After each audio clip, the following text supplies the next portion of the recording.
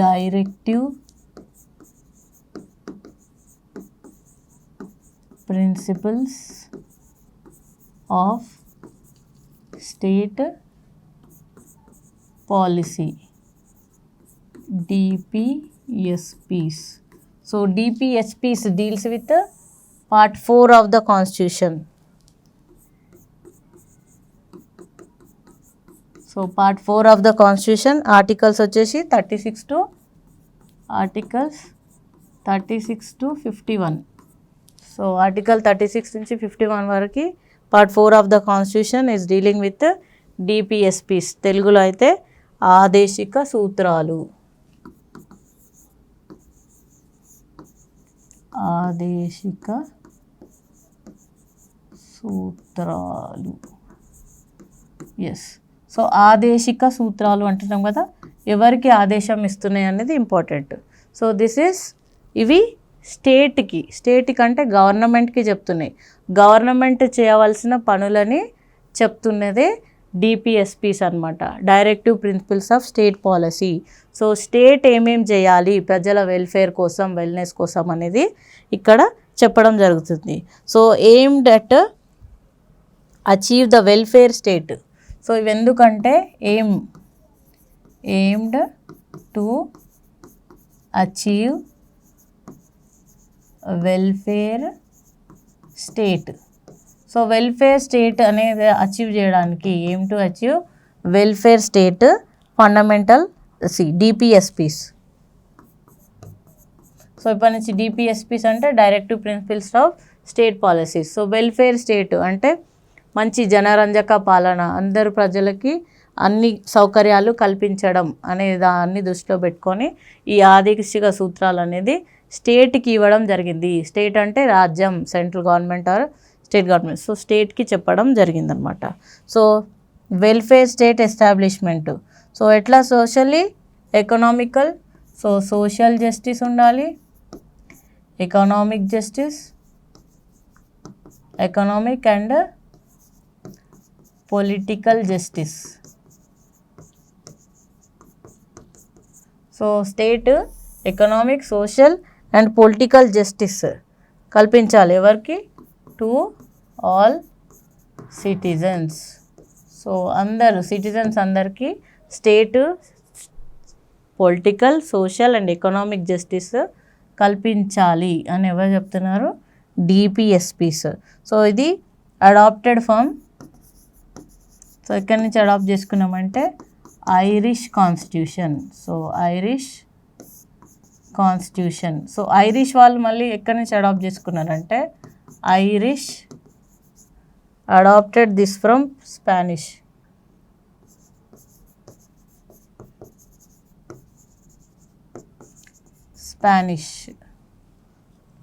Yes, మనం వాళ్ళ దగ్గర నుంచి అడాప్ట్ చేసుకుంటే వాళ్ళు స్పానిష్ కాన్స్టిట్యూషన్ నుంచి అడాప్ట్ చేసుకోవడం జరిగింది DPSPs. State keep this principles in mind while making laws and policies. So state keep DPSPs in mind. So fundamental directive principles of state policies ni mind lo పెట్టుకొని while making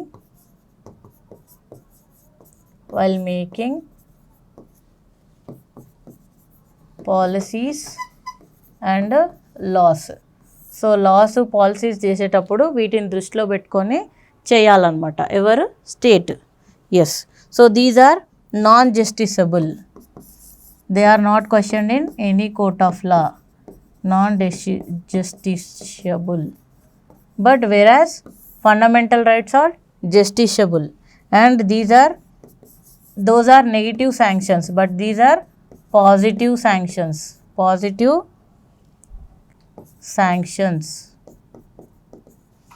to the state. అవి negative sanctions, these are the positive sanctions to the state. ఇవి DPSPs, directive principles of state policy. Next, so in structure of instructions the government of India act. So government of India act, మనకు government of India act 1935 ఉంది కదా.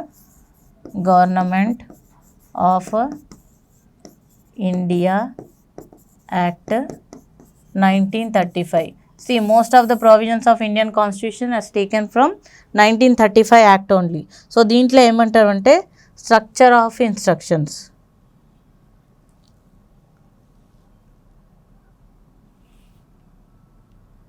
So, this is in this instrument. So, instrument of instructions. So instrument of instructions అని చెప్పేసి ఇది viceroy and governor జనరల్కి ఇవ్వడం జరిగింది. So అప్పుడు British government వచ్చేసి వైస్రాయ్ ఇంకా గవర్నర్ జనరల్కి instruments of instructions. So whereas Indian కాన్స్టిట్యూషన్కి వచ్చేసరికి, సో ఇండియన్ కాన్స్టిట్యూషన్ వచ్చేసి డిపిఎస్పీస్ అని చెప్పేసి ఎవరికి ఇవ్వడం జరిగింది, ఇది స్టేట్కి చెప్పడం జరిగింది. సో చూడండి డిఫరెన్స్. సో అక్కడేమో వైస్రాయ్ ఇంకా గవర్నర్ జనరల్కి ఇన్స్ట్రుమెంట్ ఆఫ్ ఇన్స్ట్రక్షన్స్ అని చెప్పి ఇవ్వడం జరిగింది. అండ్ ఇండియన్ కాన్స్టిట్యూషన్లో వీటిని DPSPs, directive principles of state policies, ఆదేశిక సూత్రాలు అని చెప్పేసి స్టేట్కి ఇవ్వడం జరిగింది అనమాట. So this is the background and will see one by one article. So as usual article 36. So article 36 వచ్చేసి డిఫైన్స్ స్టేట్. డిఫైన్స్ స్టేట్ అంటే రాజ్యం అంటే ఏందో చెప్తుంది అనమాట. రాజ్యం డెఫినేషన్. సో రాజ్యం అంటే ఏంటి అనేది ఇక్కడ ఉంటుంది. It is same as article 12. So article 12లో ఆల్రెడీ మనం రాజ్యంలో ఏమేమి ఇంక్లూడ్ అయితే చూసుకున్నాం కదా. So article 36 and 12 same. So ఇక్కడ డిస్కస్ చేయాల్సిన అవసరం లేదు. ఆల్రెడీ మనం ఫండమెంటల్ రైట్స్లో 12లో స్టేట్ గవర్నమెంట్లో స్టేట్ అంటే ఏంటి, సెంట్రల్ అండ్ యూనియన్ గవర్నమెంట్లో స్టేట్ అంటే ఏంటో మనం ఇక్కడ చూసుకున్నాం. స్టేట్లో ఎవరెవరు వస్తారో మనం ఇక్కడ చూసుకున్నాం కాబట్టి ఇక్కడ అవసరం లేదు. Yes. So article 36 is same as article 12 of the constitution. Next article 37 నుంచి చూద్దాం మనం. ఆర్టికల్ 37 ఏం చెప్తుందో చూద్దాం. Yes, article 37 is saying that it deals with the nature of DPSP. Nature of DPSPs. So ఆదేశిక సూత్రాల యొక్క నేచర్. సో నేచర్ చెప్తుంది. ఆదేశిక సూత్రాల నేచర్ ఏంటి? Non justiciable. నాన్ జస్టిషియబుల్ అంటే న్యాయ సమీక్ష ఉండదన్నమాట. సో ఇది దాని nature. And fundamental in governance. So ఇదొక nature. And fundamental in governance. So పరిపాలనలో ఇవి ముఖ్యమైనవి అన్నమాట. సో పరిపాలన సాగించేటప్పుడు వీటన్నిటిని దృష్టిలో పెట్టుకొని చేయడం జరుగుతుంది. So these are fundamental in governance. So this is one nature. So the country shall, so while making the policies, so country shall include this in fundamental. So these are fundamental. Yes.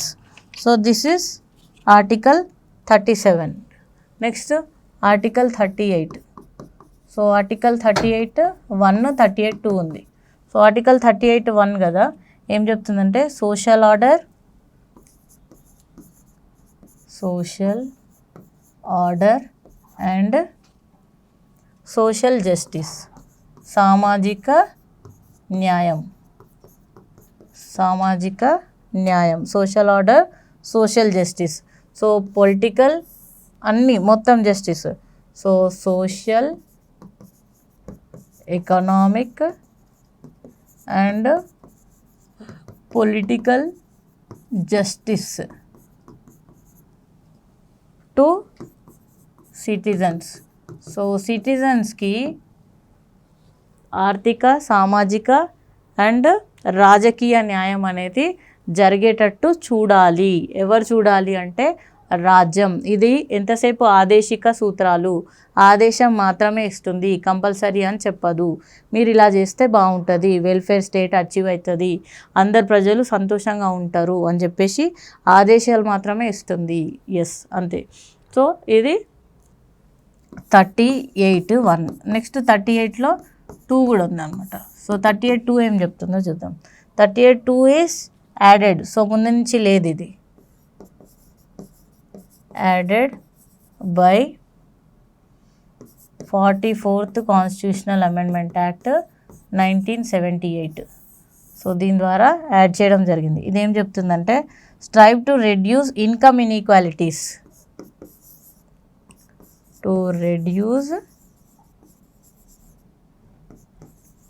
Income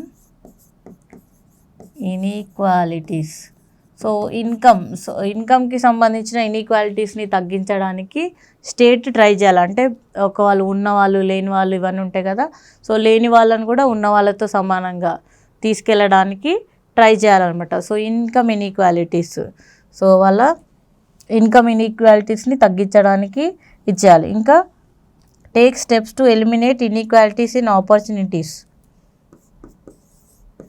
take steps to reduce inequality in opportunities. So జాబ్కి కానీ education సంబంధించిన opportunities కానీ, so ఈ అన్నిటిలో ఇన్ఈక్వాలిటీస్ని తగ్గించడానికి state అనేది కృషి చేయాలి. Status okay. And so group of, not only people, group of people are group of people. So సమూహాల మధ్య, పీపుల్స్ మధ్యలో అంటే వ్యత్యాసాలు, ఇన్ఈక్వాలిటీస్ అంటే వ్యత్యాసం.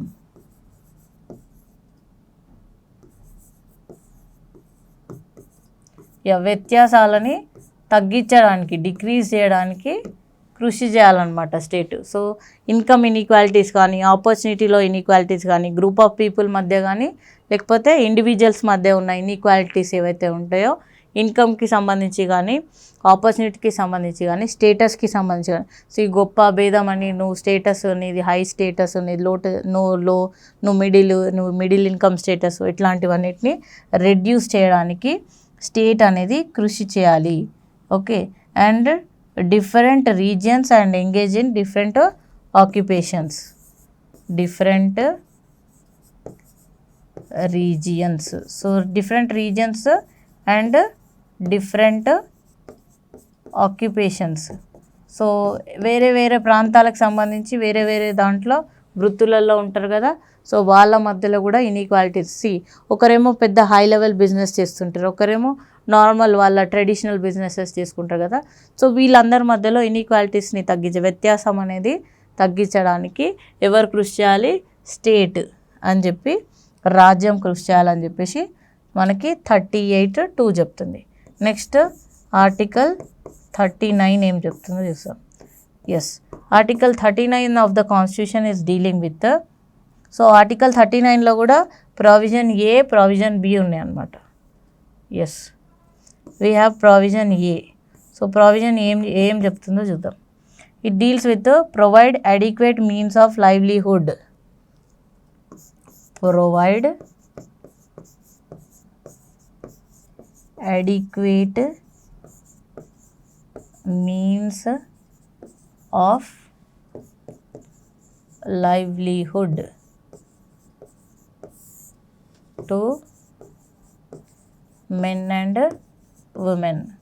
సో వాళ్ళకు మెన్ ఇంకా ఉమెన్కి అడిక్వేట్ మీన్స్ ఆఫ్ లైవ్లీహుడ్, వాళ్ళకు జాబ్ ఆపర్చునిటీస్ అంటే వాళ్ళకి వాళ్ళ లైవ్లీహుడ్, వాళ్ళ జీవనాధారం. ఎస్, లైవ్లీహుడ్ అంటే జీవనాధారం. ఎస్, సో వాళ్ళ జీవనాధారం వాళ్ళకు కల్పించాలి. ఎవరికి? మెన్ కానీ విమెన్ కానీ. సో జీవనాధారం అంటే ఏంది? వాళ్ళకు డే టు డే లైఫ్లో వాళ్ళకి ఫుడ్ కానీ ఏది కానీ ఎట్లా వస్తుంది? వాళ్ళు చేసే పని వల్ల వస్తుంది. ఆ పనికి వేజెస్ వస్తే ఆ వేజెస్ నుంచే వాళ్ళు లైవ్లీహుడ్ అనేది సాగుతుంది. సో వాళ్ళకి లైవ్లీహుడ్ కల్పించడానికి స్టేట్ కృషి చేయాలి.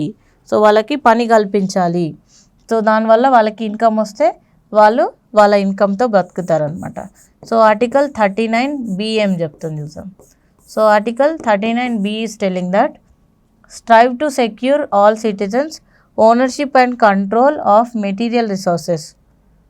So ownership and control on material resources.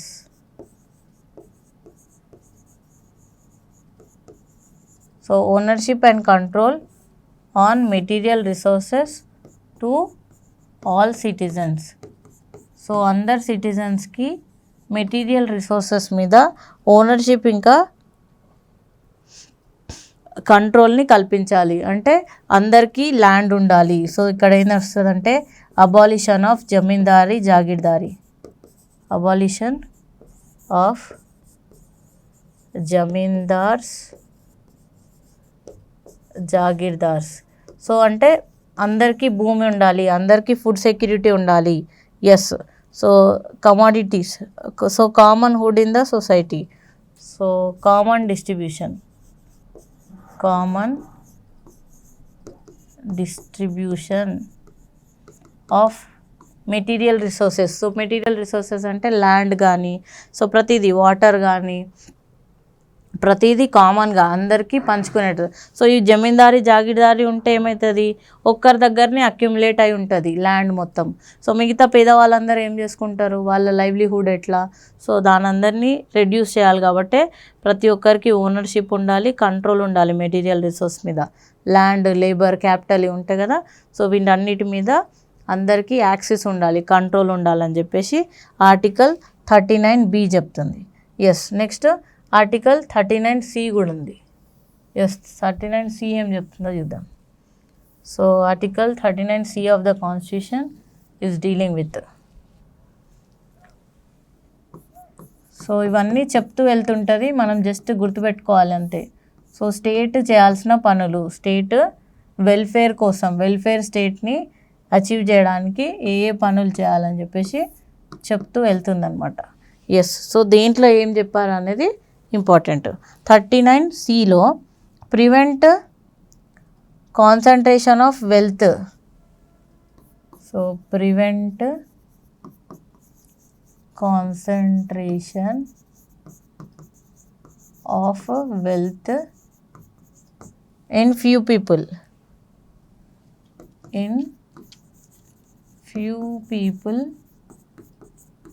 Hands.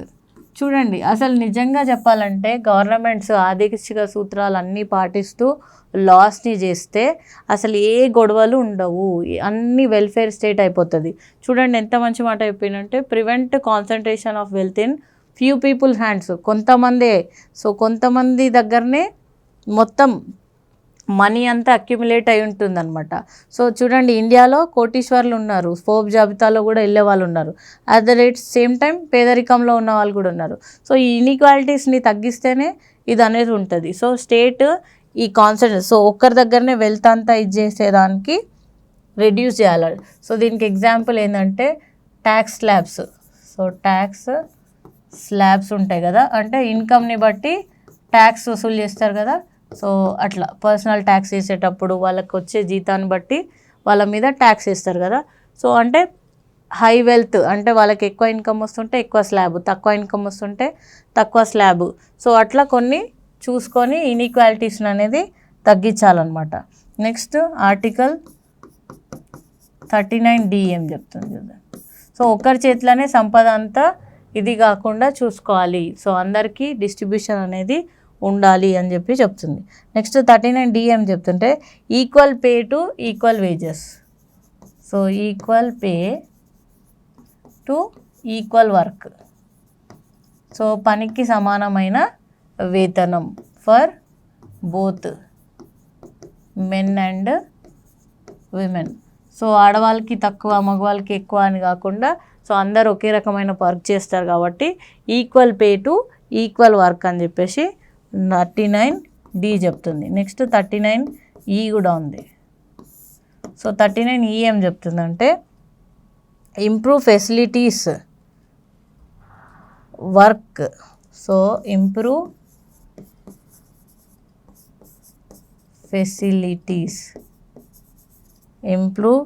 Facilities so workers childrens of improve facilities in workplaces to children of tender ages. So tender ఏజెస్లో ఉన్న చిల్డ్రన్ ఉన్న పిల్లలు, సో వర్క్ ప్లేసెస్లో ఫెసిలిటీస్ని ఇంప్రూవ్ చేయాలి. Should not be exploited. So వాళ్ళని ఎకనామిక్గా exploit చేయొద్దు. should not be exploited in economic basis. So exploitation ఉండొద్దు అనమాట. సో ఎకనామిక్ బేసిస్లో ఎక్స్ప్లాయిటేషన్ లేకుండా షుడ్ నాట్. సో వాళ్ళకి వర్క్ ప్లేసెస్లో ఫెసిలిటీస్ని పెంచాలి. సో పెంచడానికి కూడా ఎవరు కృషి చేయాలి? రాజ్యం. Next article 39F. సో ఇది ముందు లేదు, యాడ్ చేయడం జరిగింది. సో యాడింగ్ అంటే కాన్స్టిట్యూషనల్ అమెండ్మెంట్ యాక్టే కదా. So a constitutional amendment act? 42nd constitutional amendment act 1976. Yes. So దీని ద్వారా యాడ్ చేయడం జరిగింది. సో ఇదేం చెప్తుందంటే all round development of children. All round development of children. So చిల్డ్రన్కి సంబంధించి వాళ్ళ ఓవరాల్ డెవలప్మెంట్ మీద దృష్టి పెట్టాలి స్టేట్ అనేది చెప్తుంది. అంటే చిల్డ్రన్కి ఎడ్యుకేషన్ కానీ వాళ్ళకి first and foremost education, health, వాళ్ళకి ఆడుకోవడానికి ప్లేసెస్ కానీ, సో వాళ్ళ ఓవరాల్ డెవలప్మెంట్ మీద వాళ్ళకి నాలెడ్జ్ అక్యుములేట్ చేయడానికి, సో ప్రతి దాని మీద స్టేట్ అనేది కృషి చేయాలి అని చెప్పేసి, ఓవరాల్ డెవలప్మెంట్ ఆఫ్ చిల్డ్రన్కి కృషి చేయాలని చెప్పేసి 39F చెప్తుంది. This is added by 42nd CAA 1976. So ఇది ABCD కదా. మళ్ళీ 39 క్యాపిటల్ A కూడా ఉంది. Yes, one more provision we have 39 capital A.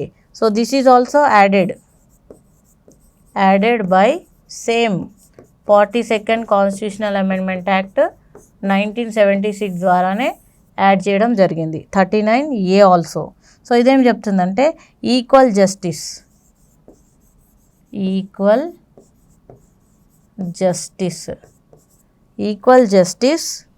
And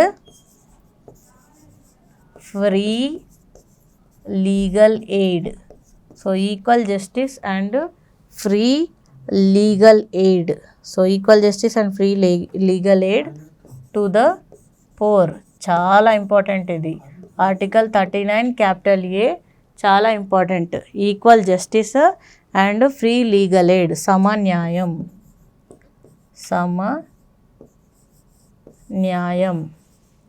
ఇంకా free legal aid. So free poor people ఎవరైతే ఉన్నారో పోర్ పీపుల్కి ఫ్రీగా లీగల్ ఎయిడ్ని కల్పించడానికి కృషి చేయాలి. అంటే వాళ్ళకి లీగల్ ప్రొసీడింగ్స్ కోసము లాయర్స్కి ఫీ పే చేయాలి కదా. సో మనకి ఏదైనా ఇష్యూ వస్తే లాయర్స్కి ఫీ పే చేస్తేనే మన పర్టికులర్ కేస్ని వాళ్ళు ఇచ్చేయడం జరుగుతుంది. మనకి ఫీ పే చేయడానికి డబ్బులు లేకపోతే మనం క్వశ్చన్ చేయలేం. సో అందుకనే స్టేటే ఫ్రీ ఎయిడ్ కల్పించాలి. సో పీపుల్కి, పోర్ పీపుల్ ఎవరైతే ఉన్నారో వాళ్ళకు ఫ్రీగా లాయర్స్ని అపాయింట్ చేసి వాళ్ళకి సమన్యాయం అనేది జరిగేటట్టు చూడాలి. సో చాలా ఇంపార్టెంట్ ఇది 39A. సో ఇది this ends with 39 article of the DPSPs. Next 40. So article 40 ఏం చెప్తుందో చూద్దాం. సో ఆర్టికల్ 40 కూడా important article. So organisation of village panchayats. Organisation of village panchayats, గ్రామ పంచాయతీ. ఎస్, గ్రామ పంచాయతీలని ఏర్పాటు చేసే ఇది పంచాయత్, గ్రామ పంచాయతీ ఏర్పాటుకు సంబంధించిన ఆర్టికల్ అన్నమాట. So organisation of village panchayats article 40 of the constitution. So requires powers and functions to strength the village panchayats. So వీళ్ళకి పవర్స్ ఇంకా ఫంక్షన్స్ ఇవ్వాలి, powers and also functions to improve. So వాళ్ళు స్ట్రాంగ్ అవ్వడానికి పవర్స్ ఇంకా ఫంక్షన్స్ని కల్పించాలి. ఎవరు కల్పించాలి? రాజ్యం. ఎస్. సో ఎందుకంటే these are the grass root level, చాలా ఇంపార్టెంట్ ఇది, గ్రాస్ రూట్ లెవెల్.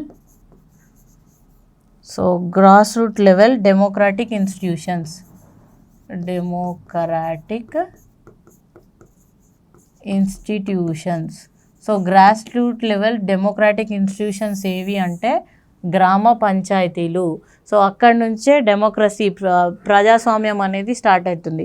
ఇది ఎవరు చెప్పారంటే మహాత్మా గాంధీ. సో మహాత్మా గాంధీ ఏమన్నారంటే గ్రామ స్వరాజ్యమే. సో గ్రామ స్వరాజ్యం చాలా ఇంపార్టెంట్, అవే బేసిక్. సో మనకి ప్రజాస్వామ్యానికి బేసిక్ పునాదులు గ్రామాల నుంచే వస్తుంది. So these are the grass root level democratic institutions అని చెప్పేసి. సో వాళ్ళని పవర్ఫుల్ చేయడానికి రాజ్యం కృషి చేయాలని చెప్పేసి ఆర్టికల్ 40 చెప్తుంది. Yes. Next article 41 of the constitution is dealing. So 40 కదా, 41 ఏం చెప్తుంది? Right to work, right to education and right to. So right to work, పని ఉండాలి, ఎడ్యుకేషన్ ఉండాలి, చదువు ఉండాలి, విద్య. Right to work, right to education and public assistance,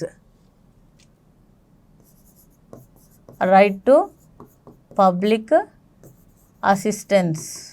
so ఇదంతా ఎవరికి ఉండాలి అంటే right to work, right to education, right to public assistance in disability. So disability అంగవైకల్యం అంటారు కదా, సో వాళ్ళకి, సో వైకల్యం ఉన్న వాళ్ళకి. And ill health, so health బాగాలేకుండా, సో దీర్ఘకాలిక వ్యాధులు అవి ఉంటాయి కదా, సో వాళ్ళకి and old age. So old age people ఉంటారు కదా, ముసలి వాళ్ళు, సో వాళ్ళకి. సో వీళ్ళందరికీ right to work, education, public assistance కల్పించాలి. ఎవరు కల్పించాలి? రాజ్యం. Yes. Available of, so unemployment ఉంటే కూడా, అన్ఎంప్లాయిడ్ ఉంటారు కదా వాళ్ళకు కూడా, అన్ఎంప్లాయిడ్. సో ఇది వికలాంగులకి, ఇది అనారోగ్యం,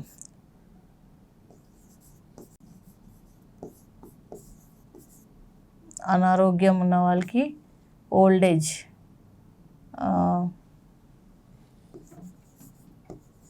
ముసలివారు. అండ్ అన్ఎంప్లాయ్మెంట్ అంటే నిరుద్యోగులు. సో వీళ్ళందరికీ right to work, education, public assistance ఇవన్నీ కల్పించడానికి రాజ్యం కృషి చేయాలన్నమాట. Yes. So availability of funds. So వీళ్ళందరికీ అవైలబిలిటీ ఆఫ్ ఫండ్స్. సో ఫండ్స్ని ఇవ్వాలి అంటే అందుకనే చెప్పేసి మన గవర్నమెంట్స్, సో ఇది నిరుద్యోగ భృతి అని చెప్పేసి, సో హెల్త్ కార్డ్స్ అని, వీళ్ళకి వికలాంగులకి పెన్షన్స్ అని, ముసలి వాళ్ళకి పెన్షన్స్ అని, అవన్నీ ఆర్టికల్ 41 ప్రకారమే చేస్తారు. సో వాళ్ళు అడగొచ్చు మన question area. So pensions comes under which article? Article 41 of the constitution, that is directive principles of state policy. ఎందుకంటే వీళ్ళందరికీ ఇవన్నీ కల్పించడానికి ఒక ఫండ్ అనేది స్టేట్ గవర్నమెంట్స్, అంటే స్టేట్ గవర్నమెంట్స్ కానీ సెంట్రల్ గవర్నమెంట్స్ కానీ ఇవ్వాలి కాబట్టి ఇవి ఇవ్వడం జరుగుతుందన్నమాట. సో పెన్షన్స్ అనేది దీని కిందకే వస్తుంది. సో వాళ్ళ వెల్ఫేర్నెస్ కోసము వాళ్ళు ఫండ్స్ అనేది అలొకేట్ చేయాలి. Yes. Next article 42. Article 42 of the Constitution deals with human conditions of work at workplace. Human conditions of work at workplace. So పని చేసే దగ్గర మంచి కండిషన్స్ ఉండాలన్నమాట. సో పని చేసే ప్లేసెస్లో హ్యూమన్ కండిషన్స్ ఉండాలి. సపోజ్ విమెన్స్కి కానీ చిల్డ్రన్స్ కానీ ఉంటే, సో చిన్నపిల్లలు ఉంటే వాళ్ళకి కేర్ సెంటర్స్ ఉండడము, సో విమెన్స్ ఉంటే వాళ్ళకి లీవ్స్ అట్లాంటివి కల్పించం, మ్యాటర్నిటీ లీవ్స్ అట్లాంటివి. సో అంటే వర్క్ ప్లేసెస్లో వాళ్ళకి హ్యూమన్ కండిషన్స్ ఉండాలి. సో మానవతా విలువలతో కూడిన వర్క్ ప్లేసెస్ అనేది కల్పించాలి అని చెప్పేసి ఆర్టికల్ 42 చెప్తుంది. Next article 43 of the constitution is dealing.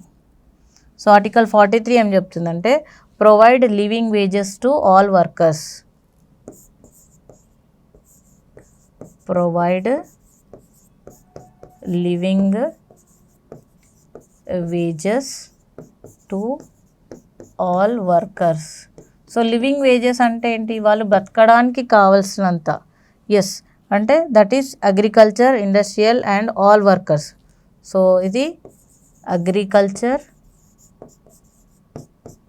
Industries, so ఇది అగ్రికల్చర్లో వర్క్ చేసేవాళ్ళు, ఇండస్ట్రీస్లో వర్క్ చేసేవాళ్ళు ఆర్ ఆల్ వర్కర్స్. సో అందరికీ సమాన అంటే వేతనాలు, వాళ్ళకి సరిపోయే వేతనాలు ఉండాలన్నమాట. అంటే వాళ్ళ జీవనానికి సాగించడానికి సరిపోయే వేతనాలను కల్పించగలగాలి. అంటే ఇప్పుడు మనం ఒక వర్క్ చేస్తాం.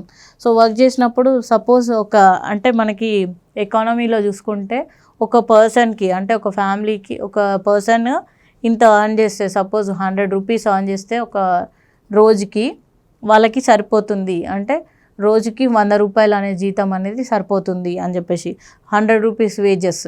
సో అట్లా మినిమం వేజెస్ అనేది కల్పించాలి. అంటే వాళ్ళ లైవ్లీహుడ్ని లీడ్ చేయడానికి మినిమం వేజెస్ అనమాట ఇది.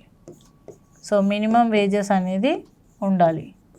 సో అంటే వాళ్ళ ఆ వేజ్ తోటి, ఆ వచ్చే జీతంతో వాళ్ళ లైఫ్ని లీడ్ చేయగలగాలి అనేది ఇక్కడ ఇది. అంటే ఫెయిర్గా ఇవ్వాలి, జీతాలు అనేది ఫెయిర్గా ఇవ్వాలి. అంటే సపోజ్ వాళ్ళతో ఎక్కువ వర్క్ చేసుకొని తక్కువ జీతం ఇస్తే వాళ్ళకి సరిపోదు అని చెప్పేసి చెప్తున్నది. అది ఏ సెక్టార్లో అయినా. So take steps to develop cottage industries.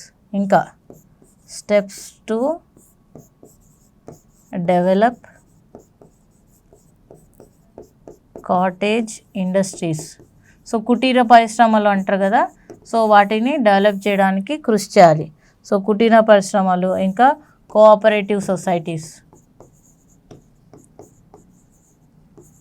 So మహిళా సహకార సంఘాలు అంటారు కదా, సో ఇట్లాంటి సొసైటీస్ని కూడా ఏర్పాటు చేసి పని అనేది కల్పించాలి అని చెప్పేసి చెప్తాను అనమాట. So article 43 deals with.